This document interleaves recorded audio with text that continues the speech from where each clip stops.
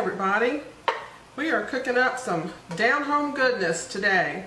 We're going to be making some fried apples, southern fried apples.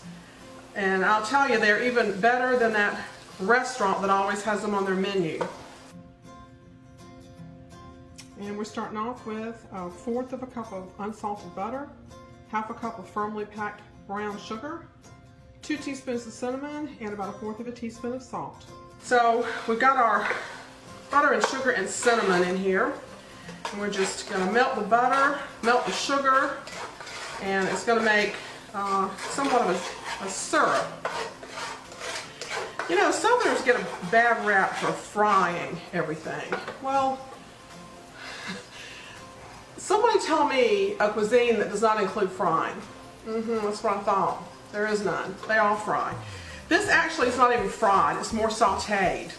But I can assure you, sauté was not in the vocabulary of my people. If you cooked it in butter over high heat, it was fried. And that's what we're doing here. Alright, so we've got butter, we've got brown sugar, we've got cinnamon, we've got a little bit of salt. Now the other ingredient that you need to add to this, just to maintain a balance, is something with acidity. You can either use apple cider vinegar or you can use lemon juice, about a tablespoon of each. I tossed my apples with lemon juice, so I'm not going to add any additional acidity. I think I've got enough in here. I've got 6 apples. I've got a couple of different varieties. You choose whatever you like. I think I've got Honeycrisp and Gala here. And these are going to go into our brown sugar mixture. And then you want to stir until all the apples are coated with this mixture.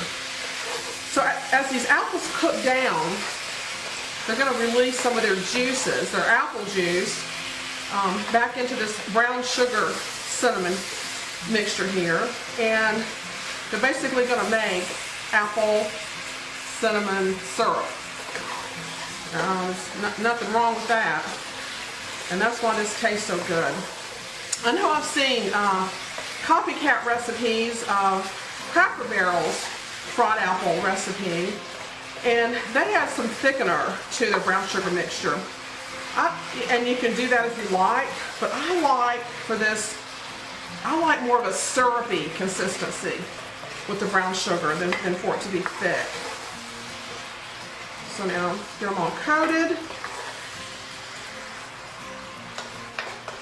And this does not take long to cook. Probably about 10 minutes. You just want them to be fork tender. You don't want the apples to be mushy. I don't want the apples to be mushy. You can cook the apples however you like them, but I don't want them to be mushy. So they need to cook for about 10 minutes, like this. Stir occasionally, and then we'll test for doneness. And here they are bubbling away. And here we've got a skillet full of southern fried apples, ready to be served. I hope now that you see how easy this recipe is. I mean, there's nothing to it. Nothing to it. Comes together quick, you cook it fast, and you serve it up, and it's delicious. Thank you so much for joining in today. Get this recipe and others at ssyrupandbiscuits.com. God bless you. Y'all come see us.